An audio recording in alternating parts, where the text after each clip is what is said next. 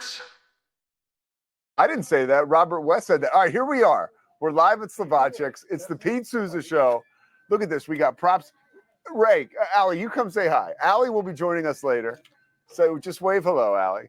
That's Allie Kadlavar. I'm the co-host. And that's Ray from Slovacek's. Okay. It's a Christmas miracle. We are here at Slovacek's. We are so happy that our presenting sponsor. We talk about him every day. We've been talking about coming out here. All right, you can go away for now. All right, and we will be back with Allie in a little bit. But we talk about Slovacek's every day. It means a lot for us to be able to come out here and spend a day here at Slovacek's to do the show live, to have guests like Allie. We're working on King McClure coming by too. We've got Robert West over here from KWTX sitting down having lunch. It's a beautiful experience, really. If you're on I-35 and maybe you're going to Austin, right, from Dallas, or maybe you're going to Dallas from Austin, or maybe you're leaving Waco, going up to DFW because you're going away for the holiday season. I need you to come by Slovacek's. And look, even if I'm not here, I promise it's still worth coming by. It's an amazing situation here. It's very festive, and the best barbecue you can get, the best kolaches you can get, and the best Christmas vibes you can get, okay? Now, as we get set here, to start the holiday season, we want people to have a good Christmas. Now, unfortunately, for a lot of, I'll say males out there, this is or just football fans in general, this is a dangerous situation this weekend. I want to make sure that guys who are football fans, or even girls who are football fans, you want to be cognizant of just how much football you're watching this weekend, okay? Because this is the kind of weekend where, like, you could get divorced, or you can end up breaking up because your wife or your girlfriend is going to want to go Christmas shopping, right? The only problem is on Friday night, you've got the college football playoff starting off. That starts at 7 o'clock on ESPN, Notre Dame and Indiana. That's Friday night. And then on Saturday, we're just going to go through the slate. You got Penn State and SMU. You've got Clemson and Texas. And you've got Tennessee and Ohio State. Those games start at 11 a.m., 3 p.m., and 7 p.m. respectively, Central Time, right? And then during all of that nonsense, not nonsense, it's football, all that, you have 2 NFL games going on Saturday. The Texans and the Chiefs, which is a game a lot of people are going to want to watch. Pat Mahomes probably won't be playing. And you've also got the Steelers and the Ravens. So there is so much going on this weekend as far as festivity and can you hear the music, by the way? I mean, this is a wonderful environment here at Slovacek's. We are in West Texas, and no place we'd rather be than right here, right now. But we want to talk a little bit about sports because that's what we do here. And the college football playoff, again, starting this weekend, there's a little bit of trouble going around college football right now when you talk about the transfer portal and you talk about the fact that the transfer portal opened up at the beginning of December or after the season started. See, Ray is so tall, he's bumping into bells over here, and this is the best. I can't tell you how happy we are to be here on a live remote at Slovacek's here in West Texas. But when we talk about the college football playoff, there are a lot of things going on as far as recruiting is concerned. We'll get serious here for a second now. The recruiting window has opened up, and I never thought I'd see the day. This is like a clutch your pearls type moment. So SMU and Penn State, we mentioned it. They play Saturday morning at 11 a.m.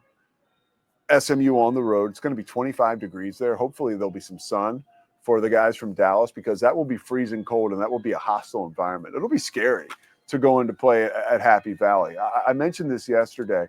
When you talk about Clemson going into Texas in that environment, it's more like a festive environment in Austin for football games if you've ever been there. It's almost like the state fair coming to life, right? It's something where you walk into the stadium and you're like, wow, this is a pretty interesting environment. But it's not necessarily scary. So I feel like Clemson could potentially pull off an upset there. SMU going into Happy Valley to play Penn State, again, I mentioned, in those conditions, 25 degrees, whatever it will be. Again, hopefully for the Mustangs, there'll be a little bit of sun because that's just a difficult environment to play in. But a difficult environment right now for Penn State.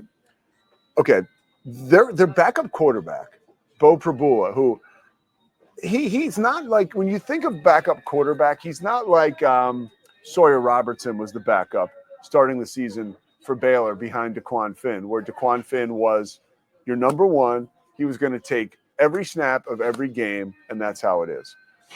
With this situation at Penn State, Bo Prabula is their backup quarterback. He's behind Drew Aller, but he still plays 15 to 20 plays a game. So he's an important piece of their team. The reason I'm bringing him up is because he's not going to play in the college football playoff because the transfer window has opened up and he is leaving the team to enter the transfer portal because that's what he has to do in today's college football climate. So think about this. You work for something all your life. Your team is now you're climbing the mountaintop. You have a chance to win a championship. That's all anybody talks about in life when you're playing sports, right? It's great. We got this door locked over here. People are trying to get in. Sorry, it's the Pete Souza show. You can go around the other way. You're welcome to join us in here, though. That guy's wearing full camo too, so I don't want to mess with him. A lot of awesome people here today at Slovacek's. But think about that. I apologize for just being giddy today, by the way. But think about that. You have a team that is playing for a championship, and one of your biggest contributors all season long, somebody who you have an offensive designed around for, let's say, 15% of the time, has now left the team because, and it's not like he left and said, "Oh, I'm out of here. I don't like this situation." He's leaving for the best interest of him and his family. And James Franklin, Penn State's head coach, is like, "Look, this is the deal. I understand that he has to leave for him. I'm not upset with him, but these rules have got to change. There really are no rules. So we need to institute some kind of rules." A cornerback from Alabama who played a lot this season and wasn't even in the transfer portal has just been poached, given $1 million. So now he's leaving Alabama. He's going to play, I think, at Notre Dame. But he hadn't even entered the transfer portal. So it's like full-on tampering. Like Ali Kadlabar, who we're going to talk to in a moment, okay? Ali's one of the best young reporters in the entire world. That's true, okay? So Ali, imagine if a station in Nashville was like, "Oh, we saw Ali Kadlabar. Like, we've got to have her come work for us." And they just picked up the phone and they were like, "Hey, Ali, we need you to come work for us. We're going to give you $200,000 a year." Ali would be like, "Okay, I'm going to go," right? And imagine if there was no contract in place for Ali's employer, Gray Television, or more specifically KWTX, to put the brakes on that and say, no, Ali, if you leave, we're going to sue you. Like, that's like fundamental contracts that go down to, no offense, Ali, they just trickle all the way down, right? But now at the very, very tippity top, when we're talking about millions of dollars, there are no rules, right? It's almost like you could compare it to like how the mafia makes money and stuff. Like, it's lawless. And Nick Saban yesterday, when he tweeted about this young man, the cornerback who's leaving Alabama to go play at Notre Dame, he was on fire about it. Like, tampering is at every level, and you wait and see.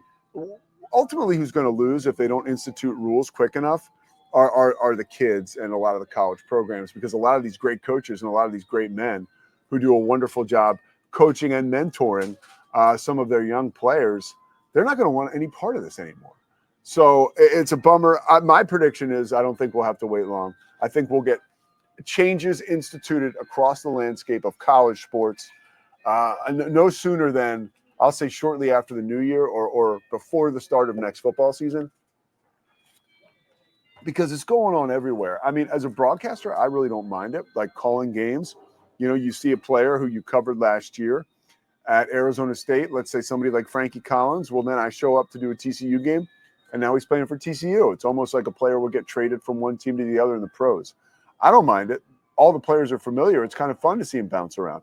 But when you talk about coaches and people that are affiliated with these schools and donors who give so much money to these football programs, and you spend all this money because you want to have a player come and play at your university, and I'm talking about donors, collectives, whoever, and then that player gets a better offer and just leaves, everybody's getting a sour taste in their mouth.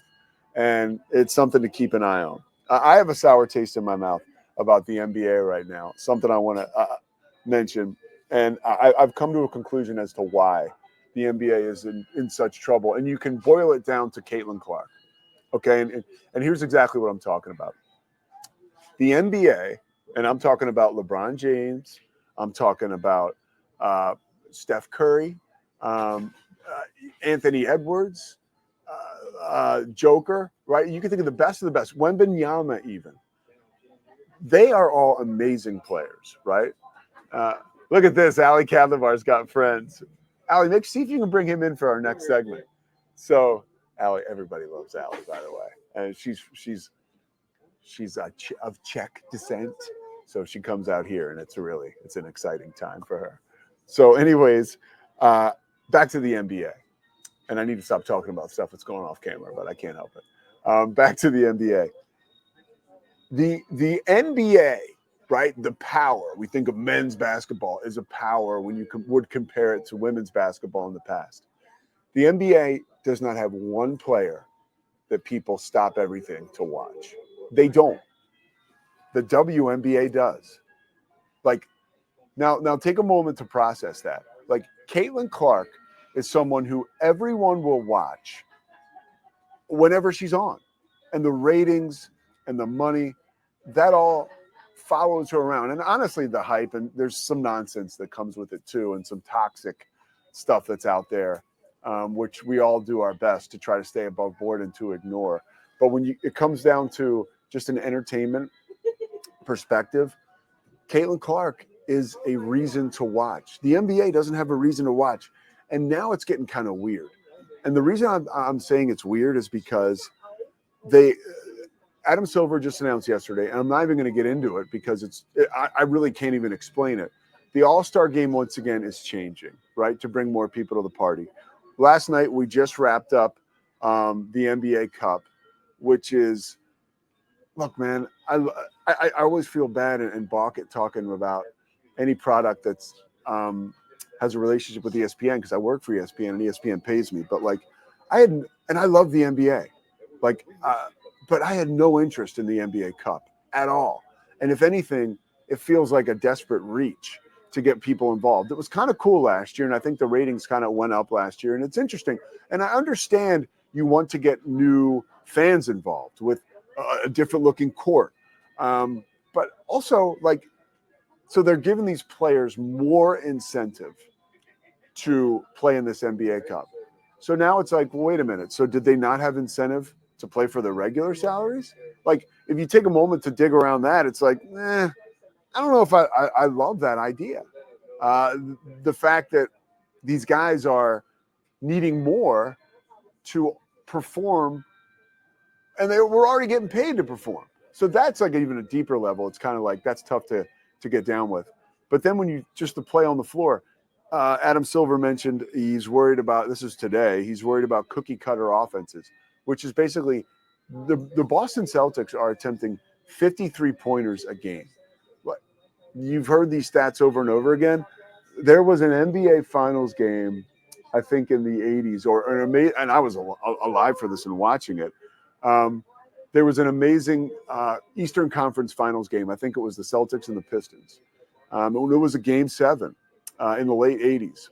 And there wasn't one three-pointer shot. Now, I'm not saying that that's like we need to go back to that, but the game has changed so much. And it's always dealt with difficulty. There's always been situations where the NBA takes a dip. And I think, look, the NBA is a monster. Globally, they still print money. They just signed another $1 billion television deal. Like, the league isn't going anywhere. But the interest level is down. And I believe it's an issue that really can't be sorted out without a new player, a new face coming into the league. One thing that's difficult too, and the foreign players have given such life to the game in certain respects, but also there's an unrelatability and this is what I'm reading, not my opinion, or what I think, but apparently there's unrelatability with fans and some of these players who were born on foreign soil, and American fans can't really connect with.